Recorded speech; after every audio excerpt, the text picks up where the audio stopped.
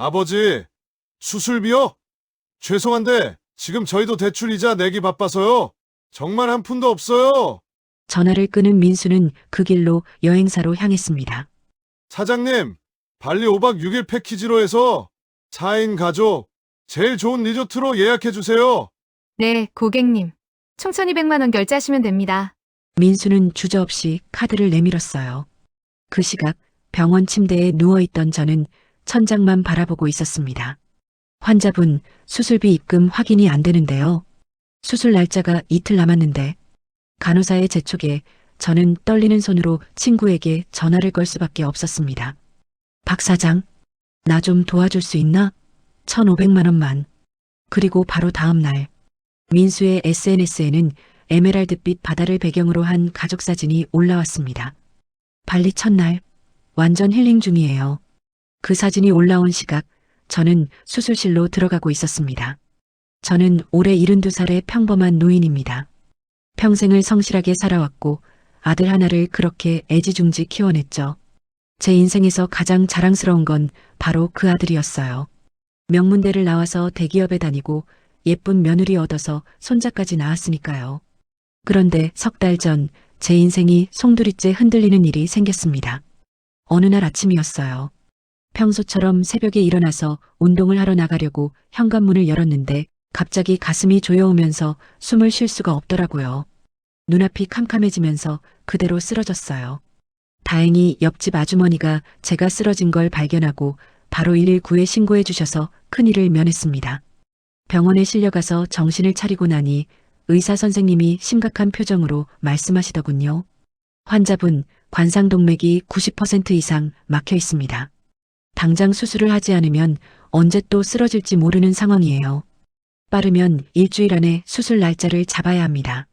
순간 머릿속이 하얘졌어요. 수술이라니요. 저는 평생 큰 병 한 번 없이 건강하게 살아왔는데 갑자기 심장 수술을 해야 한다는 게 믿기지 않았습니다. 그런데 선생님, 수술비가 얼마나 드나요? 떨리는 목소리로 물었죠. 의사 선생님은 잠시 머뭇거리시더니 조심스럽게 말씀하셨어요. 전체 비용이 대략 3,500만 원 정도 예상됩니다. 건강보험 적용받아도 본인 부담금이 1,500만 원 정도는 나올 것 같습니다. 1,500만 원. 제가 평생 모은 돈을 다 털어도 턱없이 부족한 금액이었어요. 통장에 있는 돈은 고작 400만 원 정도였고 매달 받는 국민연금으로 겨우겨우 생활하는 형편이었거든요. 병실로 돌아와서 한참을 고민했습니다. 그리고 결국 아들 민수에게 전화를 걸었어요. 40살인 아들은 대기업 과장으로 일하면서 강남의 34평 아파트에 살고 있었죠. 연봉도 꽤 되는 걸로 알고 있었어요. 민수야, 아빠다. 네, 아버지. 무슨 일이세요? 평소보다 더 조심스럽게 말을 꺼냈습니다. 아빠가 병원에 입원했다. 심장이 안 좋아서 당장 수술을 해야 한대. 전화기 너머로 아들이 놀라는 기척이 들렸어요. 네? 갑자기요? 괜찮으세요? 지금은 괜찮은데 빨리 수술을 해야 한다는구나. 그런데 말을 잇기가 쉽지 않았습니다. 평생 아들한테 손 한 번 벌린 적 없는 제가 이제 와서 돈을 달라고 해야 하다니요. 그런데 수술비가 1,500만 원 정도 든단다. 아빠가 가진 돈으로는 턱없이 부족해서. 민수야, 미안한데 좀 도와줄 수 있겠니? 전화기 너머가 잠시 조용해졌어요. 그 침묵이 얼마나 길게 느껴지던지요. 아버지, 그게 지금 저희도 사정이 안 좋아요. 민수의 목소리가 난처해졌습니다. 작년에 아파트 사느라 대출을 많이 받았잖아요. 그것도 이자만 매달 200만 원씩 나가는데 애 학원비에 생활비까지. 솔직히 여유가 하나도 없어요. 죄송해요, 아버지. 가슴이 철렁 내려앉았습니다. 하지만 아들도 나름대로 어려운 처지라니 뭐라 더 말할 수가 없었어요. 그래. 그럼 어쩔 수 없지. 아빠가 다른 방법을 찾아볼게. 정말 죄송해요, 아버지. 제가 능력이 없어서. 전화를 끊고 나니 눈물이 주르륵 흘러내렸습니다. 평생 아들 하나 믿고 살아왔는데 정작 위급한 순간에 의지할 곳이 없다는 게 너무나 서글펐어요. 그렇게 일주일이 지났습니다. 수술 날짜는 다가오는데 돈은 마련할 방법이 없어서 저는 하루하루가 지옥 같았어요. 병원비 걱정에 밤잠도 제대로 못 자고 식사도 목구멍으로 넘어가지 않았죠. 그러던 어느 날 오후 초등학교 5학년인 손자 준호가 병문안을 왔어요. 며느리가 학원 끝나고 데리고 온 거였죠. 할아버지, 많이 아프세요? 준호가 걱정스러운 얼굴로 물었습니다. 아니다, 우리 준호야. 할아버지는 괜찮아. 억지로 웃으며 손자의 머리를 쓰다듬었어요. 그때 며느리가 잠깐 화장실 간다고 자리를 비웠는데 준호가 갑자기 이런 말을 하는 거예요. 할아버지, 근데 저희 다음 주에 발리 가요. 순간 귀를 의심했습니다. 뭐라고? 발리? 네. 아빠가 깜짝 선물이라면서 비행기표 예매했대요. 5박 6일로 간다고 했어요. 저 정말 신나요. 처음 가보는 외국 여행이거든요. 준호는 천진난만하게 웃으며 말했지만 제 가슴에는 비수가 꽂혔습니다. 발리 여행? 5박 6일? 한 사람당 최소 200만 원은 들 거예요. 네 식구면 800만 원 이상은 좋게 들겠죠. 리조트에 식사까지 하면 1000만 원도 넘을 거고요. 준호야, 그게 언제래? 다음 주 화요일이요. 아빠가 휴가 낸 거래요. 엄마는 원래 가기 싫어했는데 아빠가 가자고 막 졸랐대요. 다음 주 화요일이면 바로 제 수술 날짜 다음 날이었어요. 머리가 지끈거렸습니다. 아들이 돈이 없다고? 대출 이자 때문에 여유가 없다고? 그런데 1000만 원이 넘는 해외여행은 갈 수 있다고? 준호야, 혹시 그 여행 가는 거 할아버지한테는 비밀이니? 조심스럽게 물었죠. 준호가 고개를 끄덕였어요. 네, 아빠가 할아버지한테는 말하지 말래요. 할아버지 편찮으신데 여행 간다고 하면 걱정하실까 봐래요. 아, 그렇게 말했군요. 걱정할까 봐가 아니라 수술비 달라고 했던 아버지 얼굴이 떠올라서 미안할까 봐겠죠. 그 순간 제 심장이 또다시 쿵쾅거렸어요. 이번엔 병 때문이 아니라 배신감 때문이었습니다. 며느리가 화장실에서 돌아왔고 저는 아무렇지 않은 척 대화를 이어갔어요. 하지만 속으로는 분노와 슬픔이 교차했습니다. 손자와 며느리가 돌아간 후 저는 혼자 병실에서 눈물을 흘렸어요. 그리고 결심했죠. 아들한테는 절대 다시 손 벌리지 않겠다고요. 다음 날 저는 오랜 친구인 박 사장한테 전화를 걸었습니다. 40년 넘게 알고 지낸 친구였죠. 박 사장, 나 좀 도와줄 수 있나? 사정을 설명하자 박 사장님은 주저없이 말했어요. 이 친구야, 당연히 도와줘야지.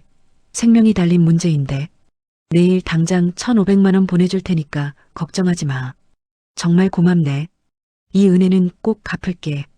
무슨 소리야? 우리 사이에 그게 어디 있나? 건강하게 수술 잘 받고 얼른 나와.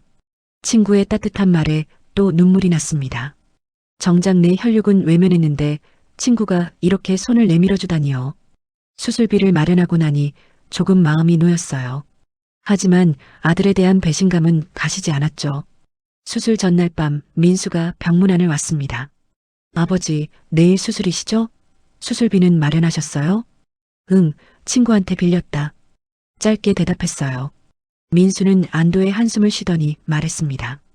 다행이네요. 죄송해요, 아버지. 제가 도와드리지 못해서. 괜찮다. 내가 어려운 걸 내가 아는데 뭐. 감사해요, 아버지. 그럼 내일 수술 잘 받으시고 저는 이만. 내일 수술 끝나면 와줄 수 있겠니? 물었더니 민수가 잠깐 머뭇거렸어요. 아, 그게 내일부터 회사에서 출장을 가야 할 일이 있어서요. 일주일 지나서 돌아오는 대로 바로 올게요. 출장이요. 실은 내일 모레면 발리로 떠날 준비를 하겠죠. 그래, 알았다. 바쁜데 무리하지 마라. 아버지, 그럼 수술 잘 받으세요. 꼭 성공하실 거예요. 민수는 그렇게 말하고는 황급히 병실을 나갔습니다. 제 수술을 걱정하는 아들의 얼굴이 아니라 빨리 집에 가서 여행짐을 싸고 싶어 하는 사람의 얼굴이었어요. 다음 날 아침 수술실로 들어가기 전 간호사가 물었습니다. 환자분, 보호자는 안 오셨어요? 아들이 바빠서요. 혼자 들어가도 괜찮습니다. 그래도 수술 후에는 누군가 있어야 하는데 친구가 올 겁니다. 실제로 박 사장이 수술 내내 기다려줬어요. 수술이 끝나고 회복실에서 깨어났을 때 제 손을 잡고 있던 건 아들이 아니라 친구였습니다. 수술 잘 됐네. 이제 괜찮을 거야. 고맙네, 박 사장. 아들은 못 왔나? 응. 바빠서. 그 말에 박 사장은 아무 말도 하지 않았어요. 하지만 그 표정이 모든 걸 말해주고 있었죠. 수술 후 이틀째 되던 날 회복도 순조로워서 일반 병실로 옮겼습니다. 그날 저녁에 민수한테 문자가 왔어요. 아버지, 수술 잘 끝나셨죠? 저 지금 지방으로 출장 가요. 일주일 후에 돌아오면 바로 뵈러 갈게요. 지방 출장이라 발리를 지방이라고 표현하는 건가요? 저는 답장하지 않았습니다. 뭐라 답해야 할지 모르겠더라고요. 수술 후 일주일이 지났습니다. 건강도 많이 회복되어서 병원 복도를 천천히 걸어 다닐 수 있을 정도가 됐어요. 어느 날 오후 같은 병실을 쓰던 옆 침대 환자분이 제게 스마트폰을 보여주며 말했습니다. 어르신, 요즘은 이런 거 하세요? 인스타그램이라고 사진 올리는 거요. 아, 그게 뭔지는 들어봤는데 잘은 모릅니다. 우리 딸이 가르쳐줬어요. 한번 해보세요. 손자, 손녀 사진도 볼 수 있고 좋더라고요. 그 말에 저도 스마트폰으로 인스타그램이라는 걸 깔아봤어요. 그리고 준호의 이름을 검색했죠. 준호의 계정이 나왔고 거기에는 며칠 전에 올린 사진들이 있었습니다. 발리 여행 첫째 날. 너무 좋아요. 사진 속에는 에메랄드빛 바다를 배경으로 환하게 웃고 있는 우리 가족이 있었어요. 민수, 며느리, 그리고 준호까지. 다음 사진에는 고급 리조트 수영장에서 찍은 사진이었습니다. 그 다음은 고급 레스토랑에서 찍은 식사 사진이었고요. 아빠가 사준 바닷가재. 맛있다. 제 손이 부들부들 떨렸어요. 아들은 지금 제가 수술대에 올라간 바로 그 시간에 발리의 해변에서 여유를 즐기고 있었던 거예요. 더 아래로 스크롤을 내리니 며느리가 올린 사진도 있었습니다. 오랜만에 가족여행 남편이 서프라이즈로 준비해줬어요. 이번 여행으로 정말 힐링됐어요. 힐링이요? 아버지는 가슴을 가르고 수술을 받는데 아들은 가족들과 함께 힐링을 하고 있었군요. 저는 더 이상 볼 수가 없어서 휴대폰을 내려놨어요. 가슴이 너무 아팠습니다. 병 때문이 아니라 마음이 아팠어요. 그날 밤 잠을 이룰 수가 없었어요. 눈을 감으면 발리 해변에서 웃고 있는 아들의 얼굴이 떠올랐습니다. 어떻게 저렇게 태어날 수가 있을까요? 아버지한테는 돈 없다고 거절해놓고 1,000만 원이 넘는 해외여행을 가다니. 게다가 수술 날짜를 알면서도 말이에요. 더 화가 났던 건 거짓말이었습니다. 지방 출장이라니요. 왜 정직하게 말하지 못했을까요? 차라리 아버지, 죄송하지만 우리 가족 여행 가기로 했어요 라고 말했다면 그래도 조금은 나았을 거예요. 하지만 민수는 끝까지 거짓말로 일관했습니다. 아버지를 속이면서까지 자기 가족의 행복을 선택한 거죠. 그날 밤 저는 결심했습니다. 민수를 용서하지 않기로요. 아니, 용서할 수 없었어요. 일주일 후 저는 퇴원했습니다. 박 사장님이 차로 집까지 데려다 주셨어요. 혼자 있기 힘들면 우리 집에 와서 지내게. 집사람도 좋다고 하더라고. 아니야, 괜찮아. 이제 많이 좋아졌어. 그래도 혼자 계시면 쓸쓸할 텐데. 괜찮다네. 혼자 있는 게 편할 때도 있는 법이야. 집에 도착하니 텅 비어 있었어요. 한 달 가까이 비워뒀더니 먼지가 수북이 쌓여 있었죠. 천천히 집안을 정리하면서 문득 이런 생각이 들었습니다. 이게 내 노후구나. 아무도 없이 혼자. 그날 저녁 민수한테 전화가 왔어요. 아버지, 퇴원하셨어요? 제가 지금 갈게요. 아니다, 오지 마라. 피곤하다. 그래도 아버지, 얼굴이라도 뵈야죠. 출장 잘 다녀왔니? 순간 전화기 너머가 조용해졌습니다. 네, 잘 다녀왔어요. 그래, 이제 끊는다. 아버지, 저 정말. 전화를 끊어버렸어요. 더 이상 아들의 거짓말을 듣고 싶지 않았습니다. 퇴원 후 한 달쯤 지났을 때였어요. 건강도 많이 회복되어서 이제는 가벼운 산책도 할 수 있게 됐죠. 어느 날 오후 동네 부동산에서 전화가 왔습니다. 사장님, 저 땡땡공 인중개사무소 김 팀장입니다. 아, 네. 무슨 일이세요? 사장님 소유하신 땡땡동 땅 말이에요. 혹시 그 일대 재개발 소식 들으셨어요? 재개발? 갑자기 무슨 소리인가 싶었어요. 무슨 재개발 말씀이십니까? 아, 아직 모르셨군요. 바로 어제 발표됐는데 땡땡동 일대가 역세권 재개발 지구로 지정됐어요. 사장님 땅이 딱 그 한가운데 있거든요. 순간 머릿속이 멍해졌습니다. 제가 가진 땅은 20년 전, 그러니까 제가 50대 초반이었을 때 노후 대비용으로 산 거였어요. 당시 2천만 원 주고 산 작은 땅이었죠. 위치가 외진데다가 개발 가망도 없어 보여서 싸게 샀던 겁니다. 그냥 나중에 늙으면 거기 작은 집이라도 지어서 텃밭 가꾸며 살까 했던 거였어요. 그런데 재개발이라니요? 그게 정말입니까? 네, 확정됐어요. 내일 신문에도 크게 날 겁니다. 사장님 아시겠지만 재개발되면 땅값이 몇 배는 뛰죠. 벌써 주변 땅 주인들한테 업자들 연락 엄청 들어오고 있어요. 그래서 제 땅은 얼마나 되는 겁니까? 현재 시세로만 봐도 최소 10억은 넘을 것 같아요. 재개발 완료되면 20억도 충분히 가능하고요. 축하드립니다, 사장님. 전화를 끊고 나서 한참을 멍하니 앉아 있었어요. 10억? 20억?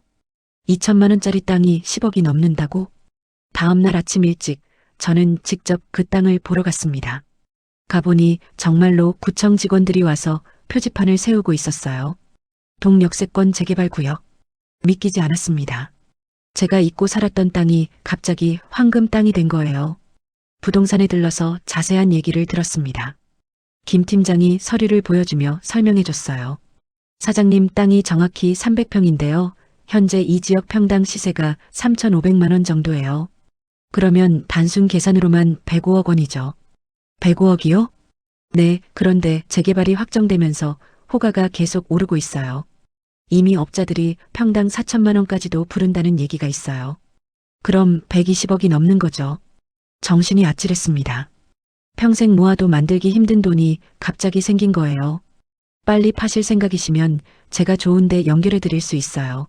아니면 재개발 끝까지 기다리시면 돈은 더 받으실 수 있는데 시간이 좀 걸리죠. 일단 생각 좀 해보겠습니다. 집으로 돌아오는 내내 머릿속이 복잡했어요. 이 돈이면 평생 걱정 없이 살 수 있겠죠. 고급 요양원도 들어갈 수 있고 하고 싶었던 것들도 다 할 수 있을 거예요. 그런데 문득 민수 생각이 났습니다. 만약 아들이 이 소식을 알면 어떻게 할까요? 예상대로 소문은 빠르게 퍼졌어요. 불과 일주일 만에 동네 사람들이 다 알게 됐죠. 박 선생님, 대박 나셨다면서요? 축하드립니다. 어머, 들었어요. 100억 넘게 받으신다면서요? 동네를 걸어다니면 사람들이 저를 보는 눈이 달라졌어요. 어떤 사람들은 부러워하고, 어떤 사람들은 시샘하고, 또 어떤 사람들은 슬쩍 돈을 빌려달라는 이야기를 꺼내기도 했죠.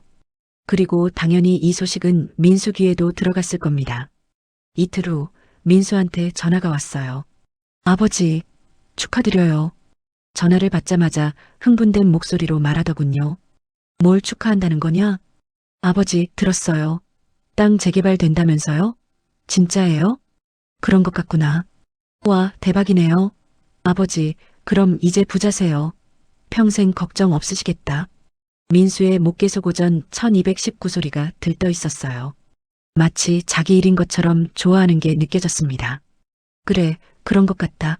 아버지, 제가 지금 당장 찾아뵐게요. 같이 저녁 식사하면서 축하해드리고 싶어요. 바쁜데 괜찮겠니? 또 출장 가는 거 아니냐? 약간 비꼬는 투로 말했죠. 하지만 민수는 눈치채지 못한 것 같았어요. 아니에요.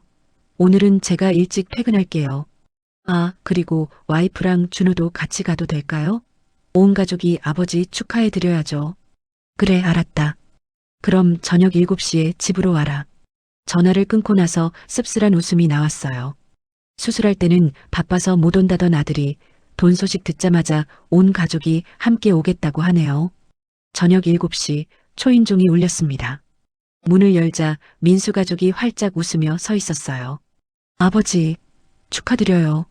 민수가 비싼 양주 세트를 들고 있었고 며느리는 과일 바구니를, 준우는 꽃다발을 들고 있었습니다. 할아버지, 축하드려요. 이제 할아버지 부자시죠? 준우가 천진난만하게 웃으며 말했어요. 그래, 들어와라. 거실로 안내하자 민수가 이리저리 집안을 둘러보더니 말했습니다. 아버지, 이제 이런 데서 사시면 안 되죠. 강남에 좋은 아파트 구해드릴게요. 아니면 저희 아파트 근처에 오시면 어때요? 그럼 제가 자주 찾아뵐 수 있잖아요. 나는 여기가 좋다. 평생 살던 곳인데. 그래도 아버지, 이제는 좀 더 좋은 환경에서 사셔야죠. 건강도 안 좋으신데. 며느리도 거들었어요. 맞아요, 아버지. 요즘 좋은 아파트들 많아요. 수영장이랑 헬스장도 있고 노인정도 있어서 어르신들 모시기 딱 좋더라고요. 그래, 너희가 걱정해주니 고맙구나. 식탁에 앉아서 저녁을 먹는데 민수가 계속 이런저런 이야기를 꺼냈어요. 아버지, 땅은 언제 파실 거예요? 아직 생각 중이다. 빨리 파시는 게 좋을 것 같은데요. 부동산은 타이밍이 중요하잖아요. 제가 아는 부동산 전문 변호사 있는데 소개해 드릴까요? 괜찮다. 내가 알아서 할게. 아버지, 그리고 돈 받으시면 재테크도 하셔야 해요. 그냥 은행에 넣어두면 이자가 얼마 안 되잖아요. 제가 요즘 괜찮은 펀드 상품 알아봤는데. 민수야. 제가 조용히 이름을 불렀어요. 왜 갑자기 이렇게 나한테 관심이 많으냐? 순간 민수의 표정이 굳었습니다. 무슨 말씀이세요, 아버지? 저야 당연히 아버지 걱정되죠. 걱정? 내가 수술할 때는 한 번도 안 오더니? 그건, 아버지, 그때는 정말 회사 일이 바빠서. 발리는 재미있었니? 민수의 얼굴이 새하얘졌어요. 며느리도 당황한 표정으로 저를 쳐다봤습니다. 아버지, 그걸 어떻게 해? 준호가 말하더구나. 인스타그램에 사진도 잘 봤다. 거실이 조용해졌습니다. 준호만 상황을 파악하지 못한 채 고개를 갸웃거렸어요. 아버지, 그건 제가 설명은 필요 없다. 나는 다 이해한다. 민수가 난처한 표정으로 입술을 깨물었습니다. 아버지, 정말 죄송해요. 그때 와이프가 우울증이 심해서 꼭 여행을 가야 했어요. 의사 선생님도 권하셔서. 그래, 그럴 수도 있지. 가족이 중요하니까. 제 목소리는 담담했어요. 화를 내거나 소리를 지르지 않았습니다. 하지만 민수야, 한 가지는 기억해라. 너는 내 가족을 선택했고 나는 그걸 이해한다. 그러니 이제 나도 내 선택을 할 거다. 아버지, 그게 무슨. 오늘은 늦었으니 집에 가거라.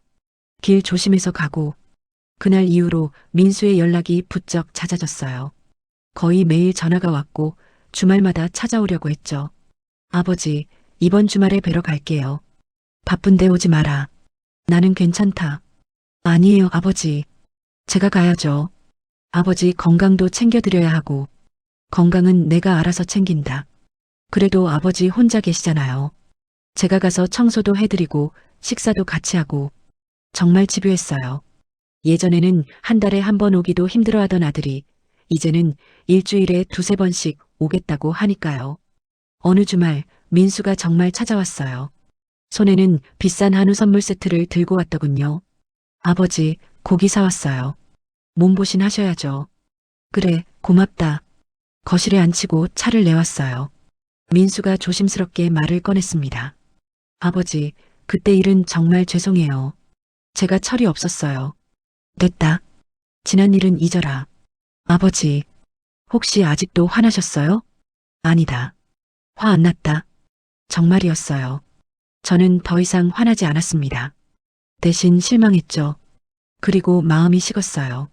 아버지, 앞으로 제가 정말 잘할게요. 자주 찾아뵙고 아버지 모시고 병원도 가고 필요한 거 있으면 뭐든 해드릴게요. 민수야, 그럴 필요 없다. 아버지, 제가 아들인데 당연히 해야죠. 민수가 간절한 표정으로 말했지만 저는 그 눈빛 뒤에 숨은 것을 알 수 있었어요. 효도가 아니라 계산이었죠. 그 다음 주 저는 변호사 사무실을 찾아갔습니다. 서울에서 유명하다는 변호사였어요. 어르신, 어떻게 오셨습니까? 유언장을 작성하고 싶습니다. 변호사가 고개를 끄덕이며 서류를 꺼냈어요. 가족관계가 어떻게 되십니까? 아들 하나 있습니다. 손자도 하나 있고요. 다른 가족은 없으십니까? 아내는 10년 전에 세상을 떠났습니다. 변호사가 메모를 하더니 물었어요. 그럼 재산을 아드님께 상속하시려는 건가요? 아닙니다. 변호사가 놀란 표정으로 저를 쳐다봤어요. 그럼 손자분께? 그것도 아닙니다. 그럼 어디에? 일단 제 친구 박땡땡 씨에게 10억을 줄 겁니다. 생명의 은인이거든요. 그리고 나머지는. 저는 천천히 제 계획을 설명했어요. 변호사는 놀란 표정으로 듣더니 조심스럽게 말했습니다. 어르신, 그렇게 하시면 아드님과 관계가 완전히 끊어질 수도 있습니다. 알고 있습니다. 그게 제 목적이에요. 그래도 혈육인데. 혈육이면 뭐합니까? 아버지가 수술대에 올라갈 때 외면했는데요. 변호사는 더 이상 말리지 않았어요. 대신 법적으로 문제없이 처리할 수 있는 방법들을 알려줬죠.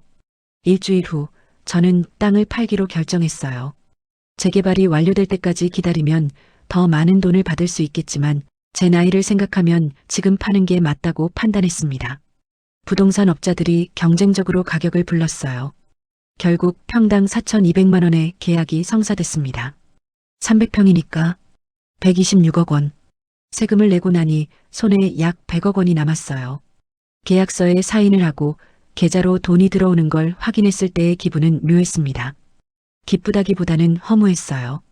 이 돈이 20년 전에 생겼다면 좋았을 텐데, 아내와 함께 여행도 다니고 좋은 집에서 살 수 있었을 텐데요. 하지만 지금은 혼자예요. 이 많은 돈이 있어도 쓸 곳이 마땅치 않았죠. 땅이 팔렸다는 소식은 금방 퍼졌어요. 민수한테도 당연히 들어갔겠죠. 그날 저녁 민수가 급하게 전화를 걸어왔습니다. 아버지, 땅 파셨다면서요? 응, 팔았다. 와, 대박이네요. 얼마에 파셨어요? 100억 정도 남았다. 전화기 너머로 민수가 숨을 들이키는 소리가 들렸어요. 100억? 아버지, 축하드려요. 고맙다. 아버지, 그 돈은 어디다 넣어두실 거예요? 은행에 그냥 두시면 안 돼요. 요즘 금리도 낮은데. 내가 알아서 한다. 아버지, 제가 아는 프라이빗 뱅커 있는데요. 소개해드릴까요? VIP 고객들 재산관리 전문으로 하는 사람이에요. 필요 없다. 그래도 아버지, 전문가한테 맡기시는 게. 민수야, 나는 내 도움이 필요 없다. 목소리를 조금 높였어요. 민수가 잠시 조용해졌습니다. 아버지, 제가 뭘 잘못했어요? 왜 이러세요? 너는 잘못한 게 없다. 다만 나는 내가 필요 없을 뿐이다. 아버지, 민수의 목소리가 떨렸어요. 저 정말 반성하고 있어요. 앞으로 잘할게요. 제발 이러지 마세요. 반성은 필요 없다. 그냥 내 인생 잘 살아라. 나는 내 인생 살 테니까. 전화를 끊었어요. 민수한테서 수십 통의 전화가 더 왔지만 받지 않았습니다. 다음 날 저는 먼저 박 사장을 찾아갔어요. 박 사장, 여기 수표일세. 10억 원짜리 수표를 내밀었죠.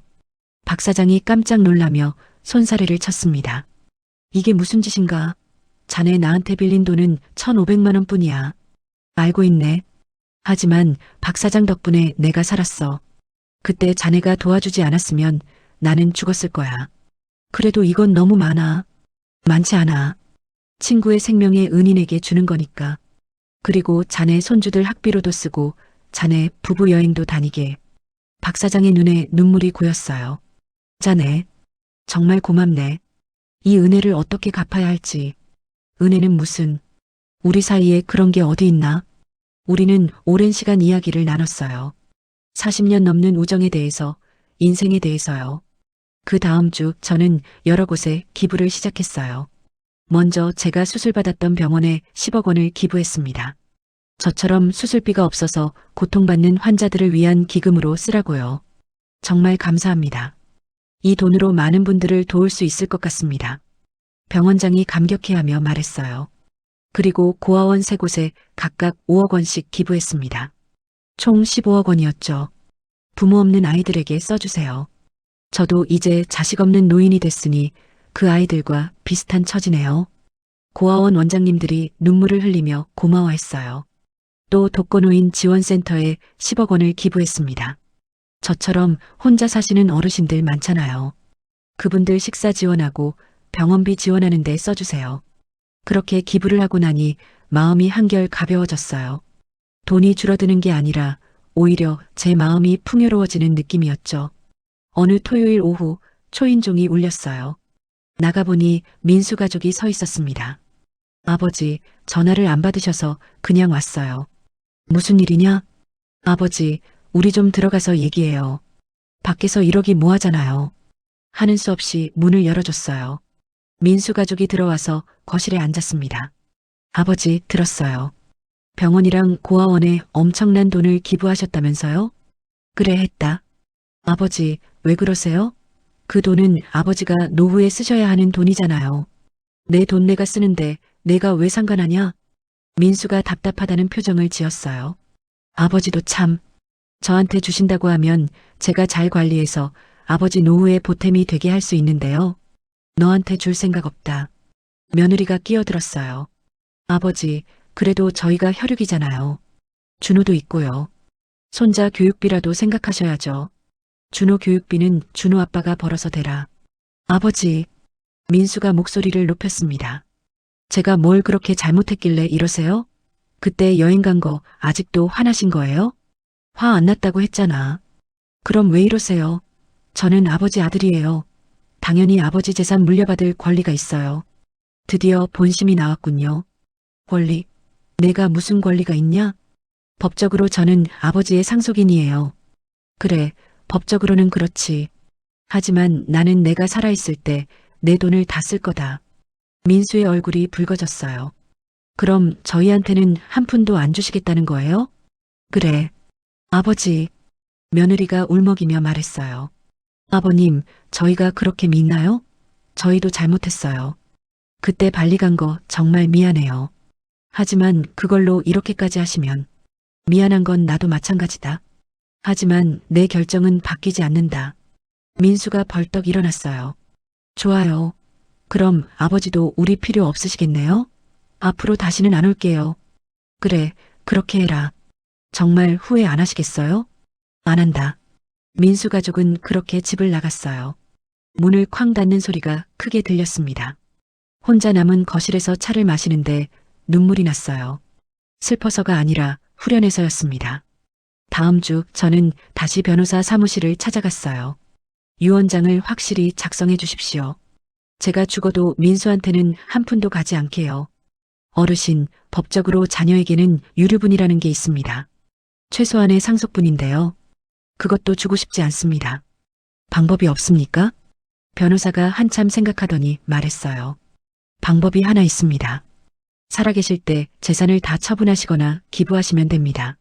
사후에 남는 재산이 없으면 상속할 것도 없으니까요. 좋습니다. 그렇게 하죠. 저는 구체적인 계획을 세웠어요. 남은 돈 중에서 박 사장님께 드린 10억, 병원에 기부한 10억, 고아원 3곳에 15억, 독거노인 지원센터에 10억, 나머지 약 55억 원.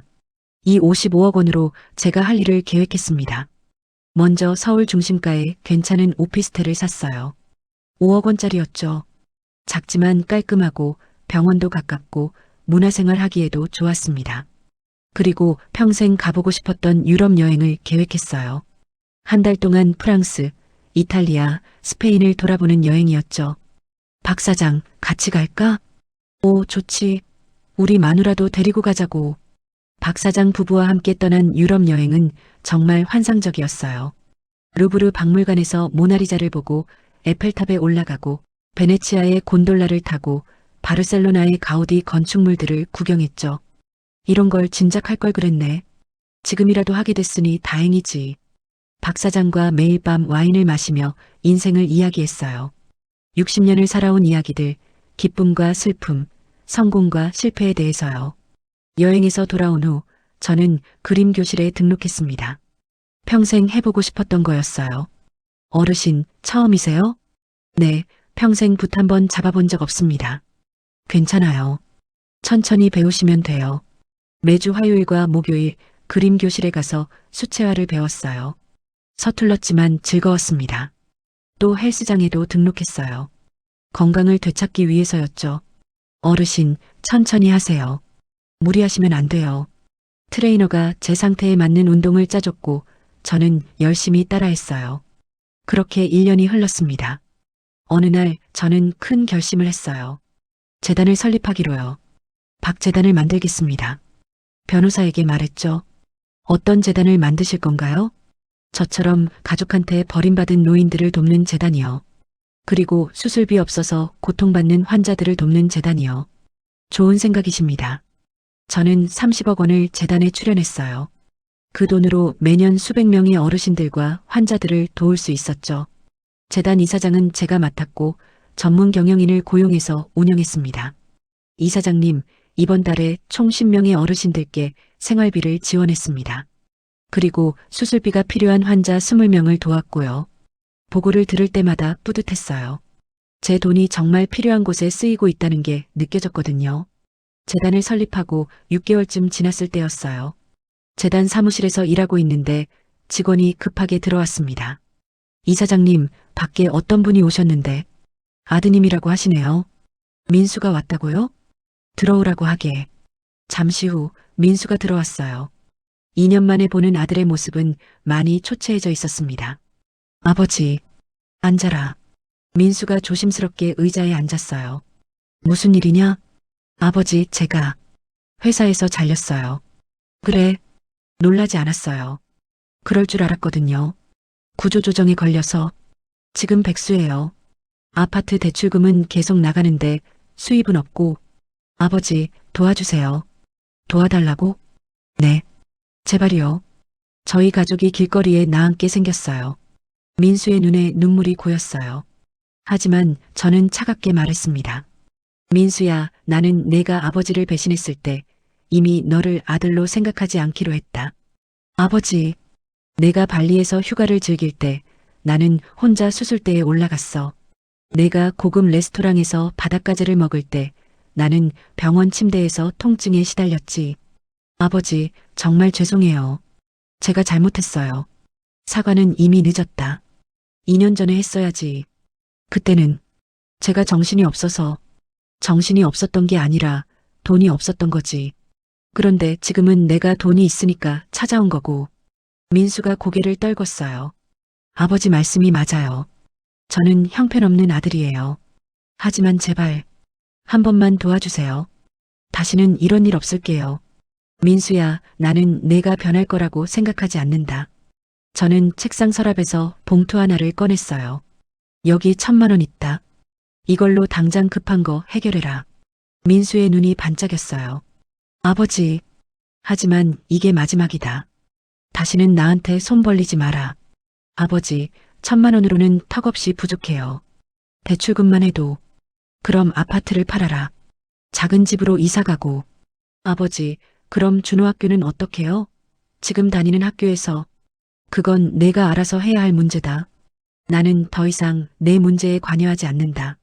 민수가 절박한 표정으로 말했어요. 아버지, 제발이요. 한 5억만. 아니, 3억만 빌려주세요. 꼭 갚을게요. 안 된다. 왜요? 아버지한테는 돈이 넘쳐나잖아요. 목소리가 높아졌어요. 저는 차분하게 대답했습니다. 돈이 많고 적음의 문제가 아니다. 너는 이미 자격을 잃었어. 자격이요? 저는 아버지 아들이에요. 생물학적으로는 그렇지. 하지만 진짜 아들은 아니지. 아버지, 진짜 아들이었다면 아버지가 죽을 고비에 있을 때 옆에 있었어야 했어. 그런데 너는 어디 있었니? 해변에서 칵테일을 마시고 있었잖아. 민수가 할 말을 잃었어요. 나가거라. 그리고 다시는 오지 마라. 아버지, 정말 이러실 거예요? 그래, 정말이다. 민수는 1,000만 원 봉투를 집어들고 비틀거리며 나갔어요. 문이 닫히는 소리가 들렸습니다. 혼자 남은 사무실에서 저는 창밖을 바라봤어요. 가슴이 아팠지만 후회는 없었습니다. 민수가 다녀간 후 이상한 소문들이 돌기 시작했어요. 박 씨가 돈 생기더니 완전히 변했대. 자기 아들도 안 도와준다며? 아무리 그래도 혈육인데 너무한 거 아니야? 동네 사람들의 시선이 달라졌어요. 어떤 사람들은 제 편을 들어줬지만 많은 사람들이 저를 비난했죠. 돈이 사람을 변하게 만든다니까. 늙으면 외로울 텐데 지금 잘해놔야 하는 거 아니야? 그런 말들이 귀에 들렸어요. 하지만 신경 쓰지 않았습니다. 그 사람들은 제가 겪은 일을 모르니까요. 어느 날 옛날 친척 중 한 명이 전화를 걸어왔어요. 형님, 제 말 좀 들어보세요. 민수가 아무리 잘못했어도 그래도 아들인데 이렇게까지 하시면 당신은 모르는 일이니 입 다물고 있게. 형님, 나이 들면 자식밖에 없어요. 지금이라도 화해하세요. 필요 없어. 전화를 끊었어요. 친척이고 뭐고 다 의미 없었습니다. 그로부터 한 달 후 이번에는 며느리가 찾아왔어요. 혼자였습니다. 아버님, 저 좀 들어가도 될까요? 피곤해 보이는 얼굴이었어요. 저는 문을 열어줬습니다. 무슨 일이냐? 아버님, 솔직하게 말씀드릴게요. 저희 지금 정말 힘들어요. 알고 있다. 민수가 구직 활동을 하고 있는데 쉽지가 않아요. 나이도 있고 요즘 경기도 안 좋고 며느리의 눈에 눈물이 맺혔어요. 준호도 학교 옮겨야 할 것 같아요. 등록금을 낼 수가 없어요. 그래. 아버님, 저는 아버님한테 돈 달라고 하러 온 게 아니에요. 며느리가 고개를 들고 제 눈을 똑바로 쳐다봤어요. 다만, 준호만은 봐주세요. 준호는 아무 잘못이 없잖아요. 준호? 네. 아버지, 준호 교육비만이라도 제발 부탁드려요. 준호가 꿈이 의사거든요. 지금 학교 그만두면 꿈을 포기해야 해요. 며느리의 목소리는 진심이었어요. 저는 잠시 고민했습니다. 준호를 만나보고 싶구나. 정말요? 응. 토요일에 준호를 데리고 와라. 혼자서. 감사합니다, 아버지. 며느리가 깊이 고개를 숙였어요. 토요일 오후 준호가 찾아왔어요. 중학교 2학년이 된 손자는 많이 자라 있었습니다. 할아버지, 준호야 앉아라. 준호가 조심스럽게 소파에 앉았어요. 할아버지, 죄송해요. 뭐가? 발리 여행 갔던 거요. 제가 할아버지한테 말해서 그 뒤로 할아버지랑 아빠가 안 좋아지... 준호의 눈에 눈물이 고였어요. 아니다, 준호야. 내 잘못이 아니다. 하지만 잘못은 내 아빠가 한 거지 내가 한 게 아니야. 너는 그냥 신나는 여행을 간 거잖아. 하지만 할아버지가 많이 아프셨는데 그건 어른들 문제다. 내가 신경 쓸 일이 아니야. 준호가 눈물을 닦았어요. 준호야, 할아버지가 물어볼게. 너는 정말 의사가 되고 싶니? 네, 할아버지. 제 꿈이에요. 왜 의사가 되고 싶은데? 할아버지처럼 아프신 분들을 고쳐드리고 싶어요. 할아버지가 심장 수술하셨을 때 저 정말 무서웠거든요. 할아버지가 돌아가실까봐. 준호는 천진난만했어요. 어른들의 이해관계와는 상관없이 순수하게 저를 걱정했던 거죠. 그래, 알았다. 할아버지가 도와줄게. 정말요? 응. 하지만 조건이 있다. 무슨 조건이요? 내 아빠한테는 비밀로 해야 해. 이건 할아버지가 너한테만 주는 거야. 알겠어요, 할아버지. 저는 준호의 교육비 전액을 지원하기로 했어요. 대학 졸업할 때까지 의학 전문 대학원까지 모든 비용을 제가 대기로 했죠. 단 준호한테 직접 주는 거였어요. 민수를 거치지 않고요. 고맙습니다, 할아버지. 준호가 제 손을 꼭 잡았어요. 그 순간 제 마음이 조금 따뜻해지는 걸 느꼈습니다. 그로부터 1년이 더 지났어요. 제 나이 75이 됐죠.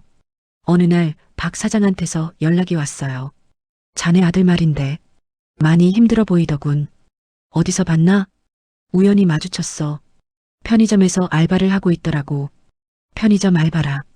대기업 과장이었던 아들이 이제 편의점에서 일하고 있다니요. 아파트는 결국 경매로 넘어갔다더군. 지금은 작은 전셋집에 산다던데. 가슴 한편이 아팠어요. 하지만 동정심을 느끼지는 않았습니다. 자네 정말 안 도와줄 건가? 응. 그래도 박 사장, 자네는 내가 죽을 뻔했을 때 주저없이 도와줬어. 하지만 내 아들은 해외여행을 선택했지. 그게 차이야. 박 사장은 더 이상 말하지 않았어요. 며칠 후 민수한테서 문자가 왔어요. 아버지, 저 정말 죽을 것 같아요. 제발 한 번만 도와주세요. 정말 마지막입니다. 답장하지 않았어요. 또 며칠 후 이번에는 전화가 왔습니다. 받지 않았죠. 그러다 어느 날 민수가 제 집 앞에 와서 앉아 있었어요. 아버지, 제발 문 좀 열어주세요. 밖에서 고함을 지르는 소리가 들렸습니다. 아버지, 저 정말 잘못했어요. 용서해주세요. 이웃들이 구경을 나왔어요. 저는 창문을 열고 말했습니다. 민수야, 당장 돌아가지 않으면 경찰을 부르겠다. 아버지, 너는 이미 내 아들이 아니다. 다시는 오지 마라. 창문을 닫았어요. 민수는 1시간 정도 더 밖에서 소리를 지르다가 결국 돌아갔습니다. 그 사건 이후 민수는 더 이상 찾아오지 않았어요. 저는 제 일상을 즐겼습니다. 매일 아침 산책을 하고 그림을 그리고 친구들과 차를 마시고 재단 일을 돌봤어요. 재단은 점점 커졌습니다. 이제는 매년 수천 명의 사람들을 도울 수 있게 됐죠. 이사장님, 올해 수혜자가 3천 명을 넘었습니다. 좋은 일이군. 이사장님 덕분입니다. 보고를 받을 때마다 뿌듯했어요. 제 돈이 정말 필요한 곳에 쓰이고 있다는 걸 느꼈거든요. 준호는 열심히 공부해서 명문대 의예과에 합격했어요. 할아버지, 저 합격했어요. 준호가 전화로 기쁜 소식을 전했습니다. 잘했다, 준호야. 축하한다. 할아버지 덕분이에요. 정말 감사해요. 아니다. 내가 노력한 거지. 할아버지, 제가 꼭 훌륭한 의사가 될게요. 그래서 할아버지 같은 환자분들을 많이 도울 거예요. 준호의 목소리는 결연했어요. 이 아이만큼은 제대로 자라고 있었습니다. 제 78번째 생일이었어요. 박 사장 부부와 함께 조촐하게 생일 식사를 하고 집에 돌아왔죠. 현관문을 열려는데 누군가 계단에 앉아 있었어요. 민수였습니다. 아버지, 많이 늙어 보였어요. 겨우 40대 후반인데 60대처럼 보였습니다. 무슨 일이냐? 아버지, 저 오늘 아버지 생일인 거 알고 있어요. 민수가 떨리는 손으로 작은 케이크 상자를 내밀었어요. 케이크 사왔어요. 비싼 건 아니지만 필요 없다. 아버지, 제발 한 번만 이야기 좀 나눠요. 민수의 눈빛은 예전과 달랐어요. 계산이 아니라 진심 어린 후회가 보였습니다. 들어와라. 현관문을 열어줬어요. 민수가 조심스럽게 들어왔습니다. 거실에 앉히고 차를 내왔어요. 민수는 케이크 상자를 테이블에 올려놓고 말했습니다. 아버지, 저 이제야 알겠어요. 뭘? 제가 얼마나 큰 잘못을 했는지요. 민수의 목소리가 떨렸어요. 저는 그동안 제 인생이 힘들다고만 생각했어요. 회사에서 잘리고 돈이 없어지고 집을 잃고 이게 다 불운이라고 생각했죠. 그런데 오늘 깨달았어요. 이게 다 제가 받아야 할 벌이라는 걸요. 민수가 눈물을 흘리기 시작했어요. 아버지가 죽을 고비에 계실 때 저는 해외여행을 갔어요. 아버지한테는 돈 없다고 거짓말하고 1,000만 원 넘게 여행 경비를 썼죠. 그게 얼마나 나쁜 짓인지 그때는 몰랐어요. 하지만 지금은 알아요. 제가 얼마나 끔찍한 인간이었는지. 아버지, 정말 죄송해요. 민수가 바닥에 엎드려 절을 했어요. 이제 와서 용서를 구한다고 용서받을 수 있을 거라고 생각하지 않아요. 다만 제가 정말 잘못했다는 걸 말씀드리고 싶었어요. 저는 한참 동안 아무 말도 하지 않았어요. 그냥 민수가 우는 모습을 지켜봤죠. 민수야. 네, 아버지. 나는 너를 용서할 수 없다. 민수가 고개를 들었어요. 눈물 범벅인 얼굴이었습니다. 알고 있어요, 아버지. 하지만 네, 너의 사과는 받아주마. 민수의 눈에 희망이 번쩍였어요. 아버지, 용서와 사과는 다른 거다. 나는 내가 한 일을 용서할 수 없지만 내가 잘못을 뉘우친다는 건 인정한다. 감사합니다, 아버지. 하지만 내 결정은 바뀌지 않는다. 너한테 재산을 물려줄 생각도 없고 다시 아들로 받아들일 생각도 없다. 알고 있어요, 아버지. 저는 그럴 자격이 없어요. 민수가 고개를 숙였어요. 다만 한 가지는 약속하마. 무엇인가요? 준호는 내가 끝까지 책임질 거다. 내가 못해준 것 내가 해주겠다. 아버지, 감사합니다. 준호가 훌륭한 의사가 되면 그게 우리 집안의 희망이 될 거다. 네, 아버지. 준호는 정말 잘 크고 있어요. 아버지 덕분입니다. 민수는 1시간쯤 있다가 일어났어요. 아버지, 저는 이만 가볼게요. 건강하세요. 그래, 너도. 아버지, 생신 축하드려요. 그리고 사랑합니다. 민수가 나간 후 저는 케이크 상자를 열어봤어요. 작고 소박한 케이크였지만 정성이 느껴졌습니다. 촛불을 켜고 소원을 빌었어요. 준호가 훌륭한 의사가 되게 해주세요. 그리고 민수가 남은 인생이라도 제대로 살게 해주세요. 시간은 빠르게 흘렀어요. 제 나이 80셋이 됐습니다. 준호는 의학 전문 대학원을 졸업하고 레지던트로 일하고 있었어요. 바로 제가 수술받았던 그 병원에서요. 할아버지, 오늘 제가 첫 수술 참관했어요. 준호가 신난 목소리로 전화했습니다. 그래, 잘했구나. 심장 수술이었어요. 할아버지가 받으셨던 것과 비슷한 수술이었어요. 정말 신기했어요. 좋은 의사가 되거라, 준호야. 네, 할아버지. 제가 꼭 할아버지 같은 분들을 많이 도울게요. 전화를 끊고 창밖을 바라봤어요. 햇살이 따뜻하게 들어왔습니다. 재단은 이제 전국적으로 유명해졌어요. 매년 수만 명의 사람들을 돕고 있었죠. 이사장님, 올해도 좋은 성과를 냈습니다. 이사장님의 기부 덕분에 수많은 생명을 구했어요. 그건 다들 잘해준 덕분이야. 저는 제 인생에 만족했어요. 비록 아들과는 끝까지 화해하지 못했지만 후회는 없었습니다. 제 돈은 정말 필요한 곳에 쓰였고 손자는 훌륭하게 자랐고 저는 의미 있는 삶을 살았으니까요. 이 이야기는 가족의 의미, 배신과 용서, 그리고 진정한 유산이 무엇인지에 대해 생각해 보게 합니다. 돈은 사람을 변하게 만들 수 있지만 진정한 가치는 돈이 아니라 사람 사이의 신뢰와 사랑이라는 것을요. 그리고 때로는 용서하지 않는 것도 사랑의 한 형태가 될 수 있다는 것을요.